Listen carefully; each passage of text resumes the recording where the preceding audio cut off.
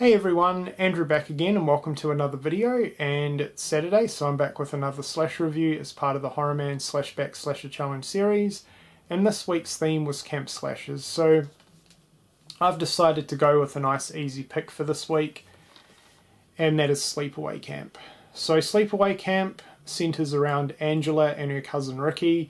Angela's Aunt Martha have sent them away to Camp Arawak for the summer, and while they're there other campers start getting killed off one by one. So that is pretty much the storyline. There's a few other twists and turns throughout the film, but I don't really want to say much more than that, and plus I'm sure most of you have already seen this film. So there will be some spoilers throughout this review though, because there's really no other way around it when talking about this film, to be honest. So if you have not seen this one yet and you don't want to be spoiled, maybe click off this review now, but as I said, I'm sure most of you have seen this movie and you know what it's all about. So yeah, let's get on to what I think of this one. So this is one of my favourites. I'm sure most of you guys know that because I've shown this and mentioned it in several videos before. And I'm a big fan of the first three Sleepaway Camp movies in general.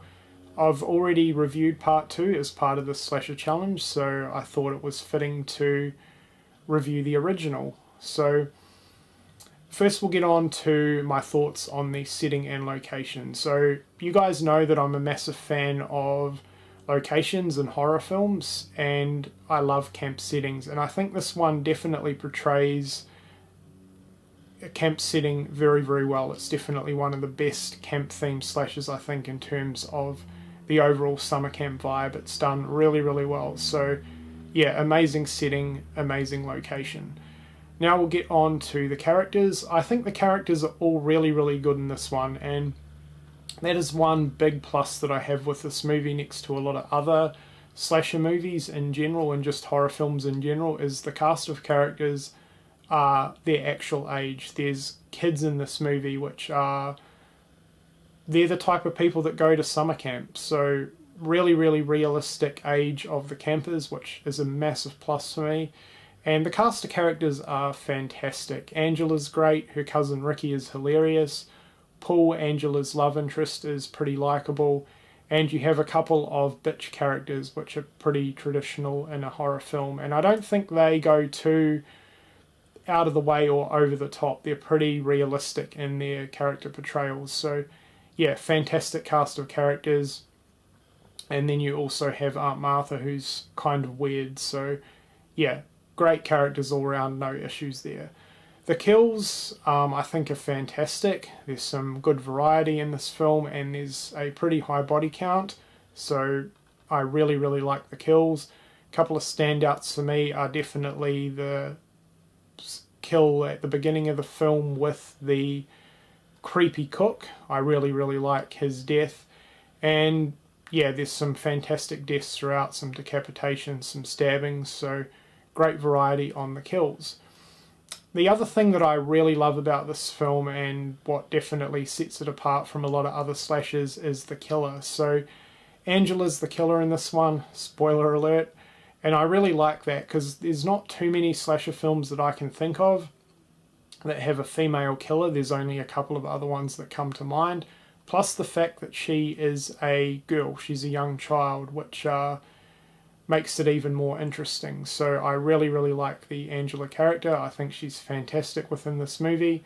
Felissa Rose did a great job. The other thing that I really like about this film and that I find extremely interesting is some of the storylines. They tackle a lot of taboo subjects, especially for the time period. So this one came out in the early 80s, and they tackled some hard to talk about topics, especially for back then.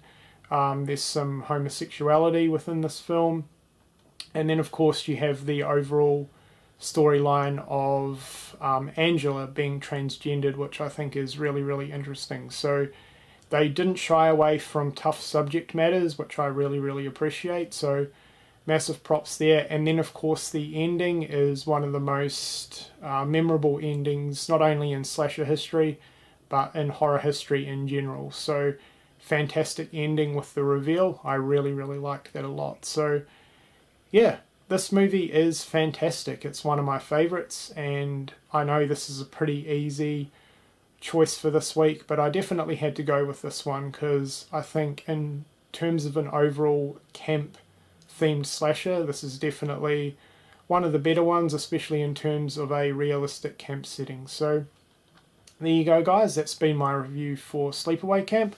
If you've seen this film, which I'm sure most of you have, let me know what you think of it in the comments section below. And if you haven't, I do apologise that I've spoiled a few things within this review, but still I highly recommend checking this one out if you haven't. Anyway guys, that's it for this week's review. Until next week when I'll be back with another one, I hope you've enjoyed it, and thank you for watching.